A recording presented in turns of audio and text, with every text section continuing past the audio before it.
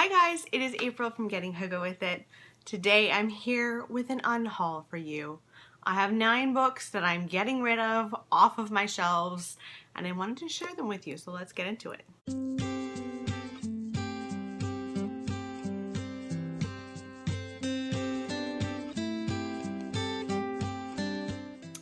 So these are all books that I've either read and didn't like, or I've DNF'd. There is one book that I ended up getting doubles of, and so I'm passing along the other copy. Let's just dive right in. First up is a book that I DNF'd because I just couldn't take it anymore, and it's 6 Weeks.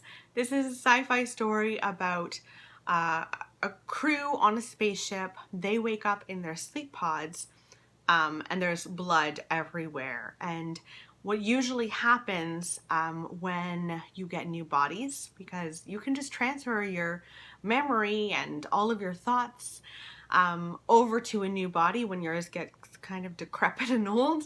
But what usually happens is your memories come with you. And in this case, no one remembers anything, but they find a lot of blood.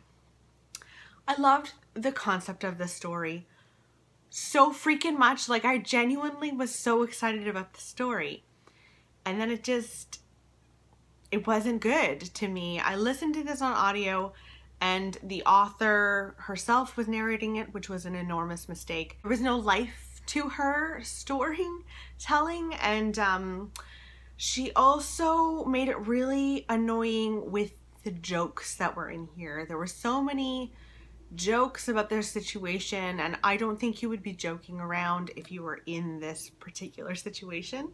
And so I was immediately annoyed and rolling my eyes, and that's a sign that I should definitely stop reading. So I did, and I'm gonna pass it on in case someone else would like to read it.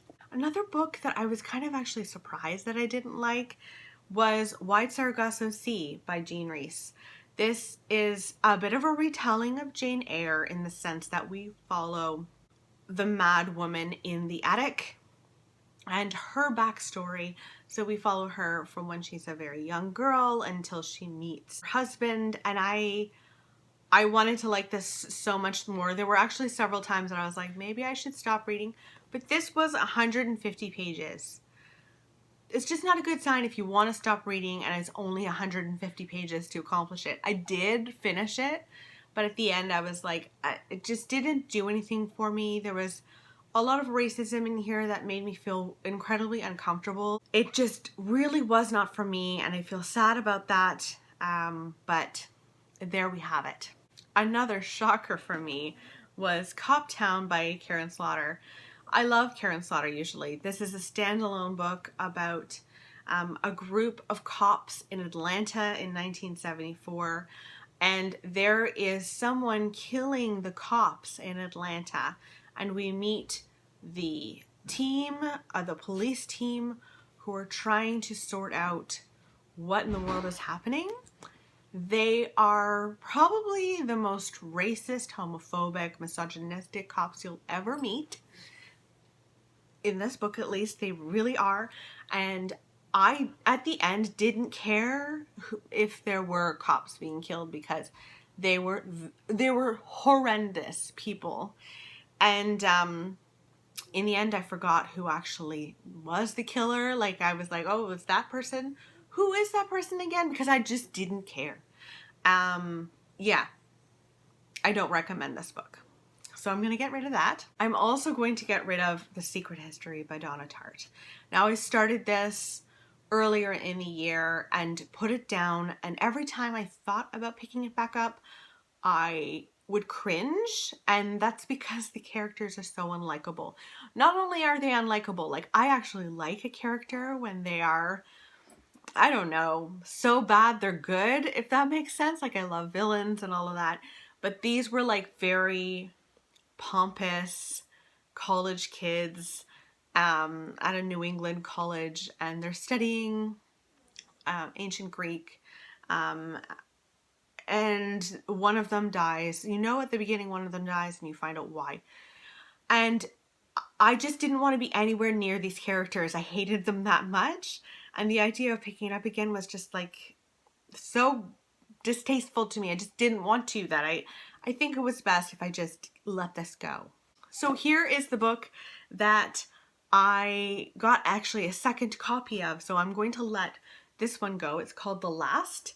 I haven't read it yet, and I'm hoping that it'll be really good. And this is about, it's apocalyptic where the world basically ends, but there are these people who got together for this conference in Switzerland. And then the world is ending, essentially. They have survived, this little group of people. However, there's a killer in the house. It sounds like so much fun. So I'm going to pass this one on and keep the other one that I have. And so somebody else, I hope, will enjoy this.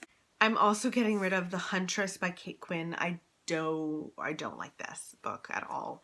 A lot of people have really enjoyed all of Kate Quinn's works. I've yet to really thoroughly enjoy any, and I think I'm stepping away. This is World War II, about a group of people trying to find this Nazi woman who did terrible, terrible things in the Second World War. I feel like they just kind of gloss over what she did. And so I never really cared about finding her because I was like, I forget what she did though. What exactly was it that this woman did that's so horrendous that there's a whole group of people that are after her? And the details just weren't there, and the characters were very, very flat. And so I'm walking away from this book as well as Kate Quinn in and of herself as an author. She's just not for me. I'm also going to be letting go of The Valley of Amazement by Amy Tan. This was not bad. This is not like so annoying like the other ones. Some of the other ones like make me mad. But this one, it just was too long for the story that it was telling. This is about a mother and a daughter. Amy Tan does a lot of mother-daughter stories. And it's about a mother who was a brothel owner and her daughter. They are separated. Her daughter becomes a prostitute. She has to become a prostitute to survive. And it is about her storyline more than anything else. Like, you kind of meet the mom and then she's gone and then she's back. But she's really not the main character in here. I just found the daughter's storyline much too long. There were so many love interests. Some of them made sense. Some of them didn't make any sense. And I never felt incredibly just drawn into her character and didn't really care what happened to her in the end. And I want to care about my characters more than that. So I'm going to let this go. Two more. So Dead Woman Walking is another one I'm letting go of. I read this and really didn't like it. This has a whole detective storyline in here that I was not expecting. The premise is cool. It's about a group of people on an air balloon ride. They look down in the middle of their air balloon ride and see a man kill a woman. He sees them, starts chasing them. Then the air balloon ride goes down and there's one survivor and he is chasing her with the intent to kill her. I love that premise. It's so good. But I hated this book. I really didn't like this book.